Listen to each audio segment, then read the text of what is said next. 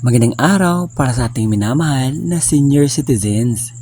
Ngayong araw po ay may dala-dala akong magandang balita dahil ipinamigay na po ang 5,000 financial aid second tranche sa lahat ng mga senior citizen sa isang lugar na ito. Ating alamin ang buong detalye at basahin natin ang isang article na nagpatunay kung paano ito ka-legit. Ating pag-uusapan. Ang article na ito ay mababasa natin sa cebudailynews.inquirer.net at ang lugar na may nakakuha na ng financial aid ay sa Mandaue.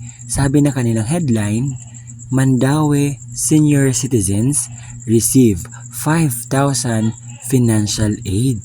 What a good news na nabasa natin ito. Sabi sa article na ito, ang mga senior citizens daw sa Mandaue City nakatanggap ng 5,000 during sa distribution of the second tranche of their financial assistance noong Tuesday, November 12. Ayon ito kay Mary Rose Sagarino. So ang Mandaue City, Philippines, yung mga nakaregistered na mga senior citizens doon, kasi kinakailangan kasi meron silang data na basihan kung sino lang yung mabibigyan.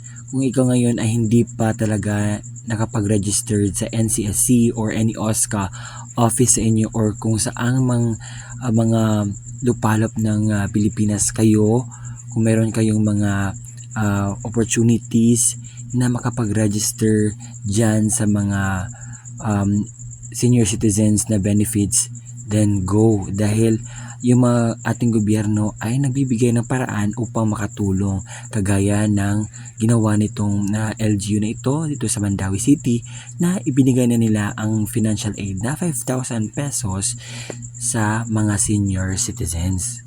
Sabi pa dito, the ceremonial distribution of second tranche of the assistance to the seniors was conducted sa sports complex noong Tuesday, November 12.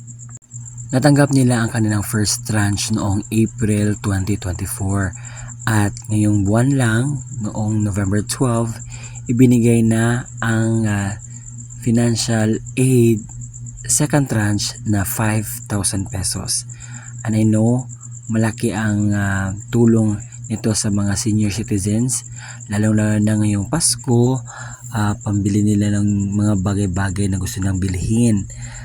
I-comment nyo nga kung sa inyong lugar mayroon bang ganitong naganap na pagbigay ng financial aid.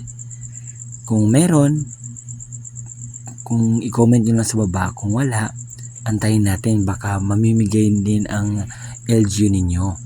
So ang gagawin lang natin, magpa-register tayo sa NCSC or sa OSCA near sa atin para pagdating sa pagbigay ng mga ayuda or ganitong mga benefits ay mayroon tayong makuha or malista yung pangalan natin. Na sana ay mayroon tayong nakuhang kalaman sa content natin ngayon, at ako lang po ito, si Ruel Mesotanio. Hindi po ako affiliate in any agencies. Ang akin lamang po ay gusto ko magbigay ng mga kaalaman, balita para sa ating mga senior citizens. Maraming salamat sa panonood. Don't forget to subscribe at i-bell notification mo na para maging updated ka sa mga videos na i-upload ko pa. At totoo po, legit po ito. Makikita nyo po sa website ng pinakita ko kanina ang legitimacy ng balitang ito. Maraming salamat.